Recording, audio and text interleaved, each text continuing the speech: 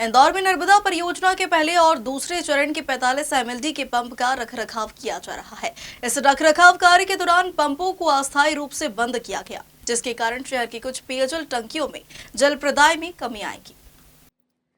Narmada project के कार्यपालन यंत्री संजीव श्रीवास्तव ने बताया कि नर्मदा प्रोजेक्ट के पहले और दूसरे चरण के 45 एमएलडी पंपों का रखरखाव कार्य शुरू किया गया है।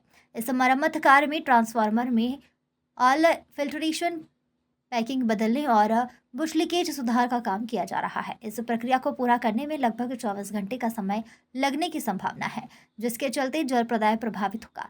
इसके परिणाम स्वरूप मंगलवार को पश्चिम क्षेत्र के कुछ इलाकों में जैसे अन्नपूर्णा, सदर बाजार, सुभाष चौक, गांधी हॉल, मल्हार आश्रम और कई अन्य क्षेत्रों की टंकियों को कम दबाव के साथ जल प्रदान करेगी।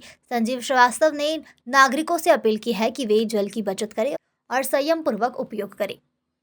की व्यवस्थाएं वहाँ पर की जाती हैं।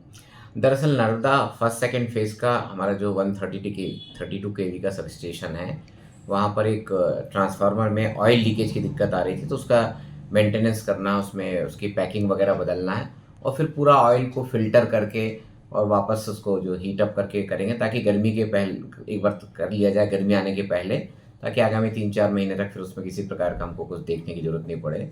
तो उसके लिए शटडाउन लिया है और ये शटडाउन सिर्फ हमारे जो 4 पंप चलते हैं फर्स्ट सेकंड फेज़ के, उसमें से 1 पंप नहीं चलेगा, बाकी 3 पंप लगातार चलते रहेंगे। तो इसके कारण आज तो कोई भी सप्लाई प्रभावित नहीं होगी। लगभग हमने आधा घंटे पहले काम शुरू कर दिया है। कल ज़रूर जो टंकियां हैं पश्चिमी क्षेत्र की 14-15 टंकियां जो नर्मदा फर्स्ट सेकंड फेज़ से भरती हैं, वो कम क्षमता से भर पाएंगी। सर, इस मरम्मत के कार्य को पूरा होने में कितना समय लगेगा? इसमें 5-6 घंटे तो हमको मरम्मत काम पूरा होने में लगेगा, लेकिन फिर जो उसका पूरा, चूँकि शटडाउन लिए ही है तो हम उसका पूरा ऑयल भी फ़िल्टर करेंगे, जो कि बहुत ज़्यादा क्वांटिटी होती, उसमें 7-8 घंटे लगेंगे। तो ऐसे 15 से 20 घंटे कुल समय लगेगा। किस क्षेत्र की जो है पानी, ये जो पश्चिमी क्षेत्र हमारा जो बिजलपुर कंट्रोल रूम से पश्चिमी क्षेत्र की टंकियाँ भरती हैं, देखा जाए तो नर्मदा फर्स्ट सेकंड फेज़ से पश्चिमी क्षेत्र की टंकियाँ भरती हैं और थर्ड फेज़ से भी भरती हैं पश्चिमी क्षेत्र की, लेकिन थर्ड फेज़ से मैक्सिमम 40-45 टंकियाँ पूरी क्षेत्र की कवर होती हैं।